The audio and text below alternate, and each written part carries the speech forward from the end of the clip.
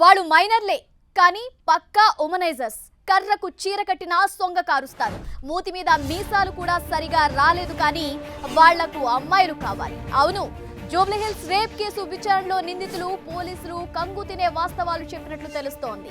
English సినిమాలు, web series లో అశ్లీల దృశ్యాల ప్రేరణతోనే rape కు పాల్పడ్డామని పోలీసుల విచారణలో చెప్పినట్లు సమాచారం.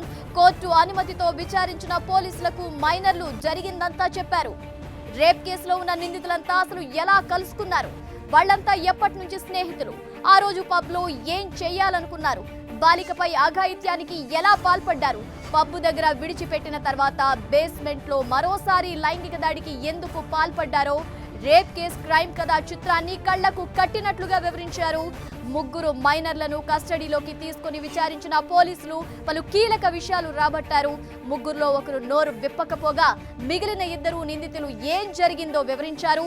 అందరం అనుకునే బాలికపై అత్యాచారానికి పాల్పడ్డామని నిందితులు అంగీకరించినట్లు తెలుస్తోంది.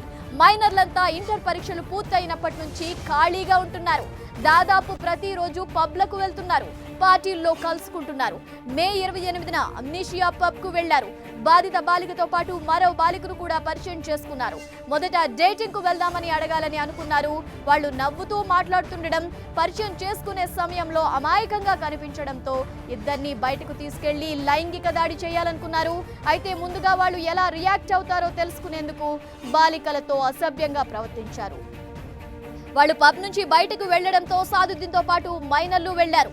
తర్వాత బాధిత బాలికను మాటలతో నమ్మించారు.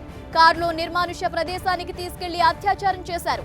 ఆ తర్వాత పబ్ దగ్గర విడిచిపెట్టినప్పుడు బేస్మెంట్ లో మరోసారి లైంగిక దాడి చేశారు. అందరూ అనుకునే అత్యాచారం చేశారు. ఇంగ్లీషు సినిమాలు, వెబ్ సిరీస్ లోని ఘటనలే ప్రేరణ అని పోలీసు విచారణలో ఇద్దరు మైనర్ నిందితులు చెప్పినట్లు సమాచారం. తామంతా మైనర్లు కావడంతో పబ్ లోకి ఎంట్రీ ఉండదని, అందుకే మేజర్లైన స్నేహితులు పార్టీలు ఇస్తే తాము పాల్గొని బిల్లు చెల్లిస్తామని పోలీసులకు చెప్పినట్లు తెలుస్తోంది. ముగ్గురు మైనర్లకు ఇవాళ, మరో ఇద్దరు మైనర్లకు రేపటితో కస్టడీ ముగియనుంది. నిన్న కస్టడీ ముగియడంతో సాదుద్దీన్ను కోర్టులోకి హాజరుపరిచిన అనంతరం చంచల్గూడ జైలుకు తరలించారు. బాధితురాలు మైనర్ కావడం వల్ల పోక్సో చట్టం ప్రకారం నిందితులకు కఠిన శిక్షలు పడే అవకాశాలున్నాయని పోలీసులు చెబుతున్నారు. నిందితులను విచారిస్తున్న జూబ్లీహిల్స్ పోలీసులు చార్జ్ షీట్ సమర్పించేందుకు వీలుగా వేగంగా సాక్ష్యాధారాలు సేకరిస్తున్నారు. పోక్సో చట్టం ప్రకారం ప్రతి కేసులోనూ 60 రోజుల్లో అభియోగ పత్రాలు సమర్పించాలన్న నిబంధన ఉండడంతో అందులో పొందుపరచాల్సిన అంశాలపై దృష్టి కేంద్రీకరించారు. పక్కా ఆధారాలతో ఈ కేసులో మైనర్ నిందితులకు పెద్ద శిక్షలు పడే అవకాశాలున్నట్లు పోలీసులు ఆధారాలు సేకరించారు. తనపై కారులో 5గురు అత్యాచారం చేశారని బాధిత బాలిక ఇప్పటికే స్టేట్మెంట్ కూడా ఇచ్చింది. ఆ వాంగ్మూలానికి తగ్గట్టుగా పబ్ నుంచి బేకరీకి, అక్కడి నుంచి అత్యాచారం జరిగిన ప్లేస్ కు ఇదంతా ఉన్న సీసీ కెమెరాలో రికార్డు ఫుటేజ్ ను సంపాదించారు. వారంతా బాలికతో కలిసి ఉన్నారనడానికి ఇవి పక్కా ఆధారాలు. అంతేకాకుండా ఘటన జరిగిన స్థలం వద్ద సమయంలో నిందితులు అక్కడే ఉన్నట్లు బాధిత బాలికతో పాటు వారి సెల్ ఫోన్ టవర్ లొకేషన్ డేటాను కూడా సేకరించారు. ఇదే విషయానికి సంబంధించి పూర్తి సమాచారం మా ప్రతినిధి కిరణ్ అందిస్తారు. కిరణ్, నిన్నటి విచారణలో కీలక విషయాలు బయటపడ్డట్టుగా తెలుస్తోంది, డీటెయిల్స్ ఏంటి?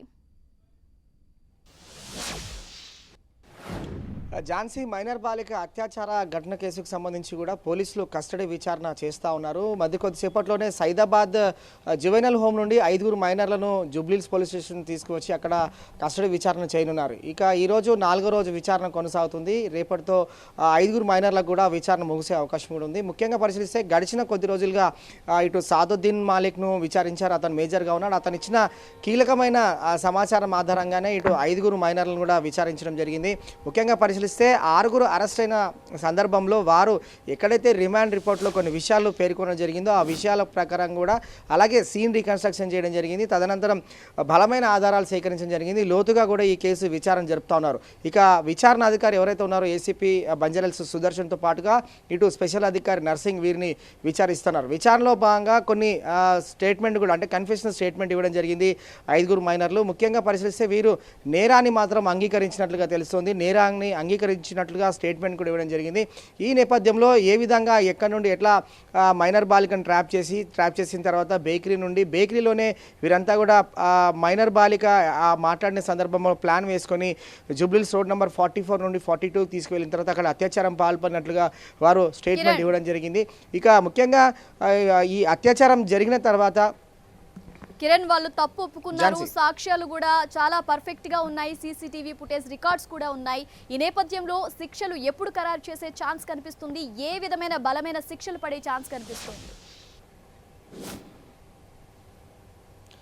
ముఖ్యంగా ఝాన్సీ, ఈ పోక్సో సంబంధించిన చట్టం ఏదైతే ఉందో 2012 పోక్సో యాక్ట్ ప్రకారంగా 60 రోజుల్లోనే అంటే ఛార్జ్షీట్ కూడా దాఖలు చేయాల్సిన అవసరం ఉంటుంది. కానీ అంతలోనే పోలీసులు కూడా పూర్తి స్థాయిలో ఆధారాలు సేకరించారు. ఇటు హ్యూమన్ ఇంటెలిజెన్స్తో పాటుగా టెక్నికల్ ఎవిడెన్స్, అలాగే నిందితులకు సంబంధించిన సీసీ ఫుటేజ్ కావచ్చు, అలాగే టెక్నికల్ ఎవిడెన్స్ సంబంధించిన సిడిఆర్ కావచ్చు, అలాగే విజువల్ సంబంధించిన డివిఆర్తో పాటుగా మరికొంతమంది ఇక్కడ విట్నెస్ కూడా ఉన్నారని చెప్పాలి ఝాన్సీ. ఎందుకంటే అమ్నేషియా పబ్కి సంబంధించిన వ్యాలెట్ పార్కింగ్తో పాటుగా ఎవరైతే నిర్వాహకులు వారి నుంచి స్టేట్మెంట్ తీసుకున్నారు విట్నెస్ కింద. అలాగే కాన్స్ బేకరీకి వచ్చిన తర్వాత కూడా అక్కడ నుండి సిబ్బంది నుంచి కూడా స్టేట్మెంట్ తీసుకున్నారు. తదనంతరం వీరు ఏ మార్గం గుండా వెళ్ళారు, అక్కడ కూడా నిర్మానుష్య ప్రాంతంలోనైనా వీరిని ఎవరైనా గమనించారా లేదా అనేది కూడా పోలీసులు ఆ కోణంలో కూడా దర్యాప్తు చేస్తున్నారు. వీలైతే వారి నుంచి కూడా విట్నెస్ తీసుకునే అవకాశం కూడా ఉంది. ముఖ్యంగా ఇటు ఐపీసీ సెక్షన్ 374D, అలాగే 323 కావచ్చు, అలాగే POCSO act 2012 sub section 9 sub 2, ఈ విధంగా ఏవైతే సెక్షన్లు ఉన్నాయో వారికి దాదాపు యావజ్జీవ కారాగార శిక్ష పడే అవకాశం కూడా ఉంటుంది. ఎందుకంటే ఇందులో బలమైన ఆధారాలు ఉన్నాయి, బలమైన సాక్ష్యాలు ఉన్నాయని చెప్పి పోలీసులు వెల్లడిస్తున్నారు. చూడాలి మరి ఈ కేసు అంతట్లో కూడా కన్ఫెషనల్ స్టేట్మెంట్ కూడా ఉంది, సీన్ రికన్స్ట్రక్షన్ కూడా ఉంది. ఇక పోలీసులు ఇటు ఫోరెన్సిక్ సైన్స్ సంబంధించిన నివేదిక, మెడికల్ రిపోర్ట్స్ ఇవన్నీ కూడా కీలకంగా మారినాయి. కాబట్టి పోలీసులు ఖచ్చితంగా 6 నిందితులకు శిక్ష పడేలాగా అన్ని ఆధారాలు కూడా సేకరి